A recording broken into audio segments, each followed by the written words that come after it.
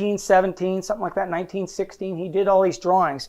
He made this big book here, and it's filled with all these beautiful drawings. I mean, you're just filled with them. And he did all these charts and everything. It's really beautiful. And the name of this book is the greatest book in the world on dispensational truth. And he basically says he's inspired. Basically what he says is that these drawings are inspired. Well, what this is all about, this drawing here, is about the covenants.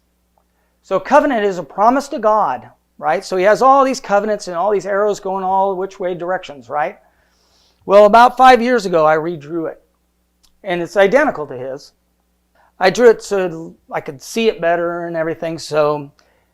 But now I've realized when you get right down to it, all these covenants, there's only one of these covenants that has to do with your salvation. You look at all these other Edenic covenant, Adamic covenant, the Davidic covenant, all these different covenants they throw through there. But what makes you righteous was always the same. And that's Jesus. Jesus dying on the cross is always what made a sinner righteous. And you see here, when I got rid of all the minutia, because see all that stuff, it just confuses you. This is the bottom line with premillennial dispensationalists. They call these dispensations. Each one of these little bubbles is a dispensation. Dispensation just means how it's administered.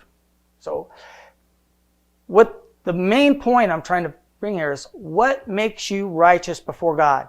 How do you get your salvation? And see, they have a little end run around here around Jesus.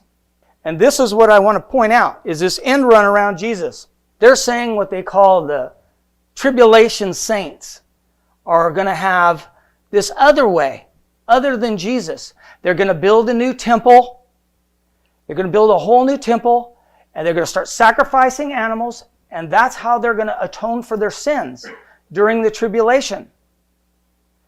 This is the whole belief of premillennial dispensationalism, that there's another way other than Jesus, another gospel.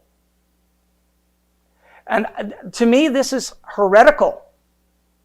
This is heretical, so that's why I want to point it out. No one will go to the carpet on this because everybody's afraid of them, because there's a whole bunch of them. And they jump you if you say this. They will go after you. But that's what they believe. But they'll say, oh, well, now we don't say that. In other words, they'll say, well, now we believe that you have to,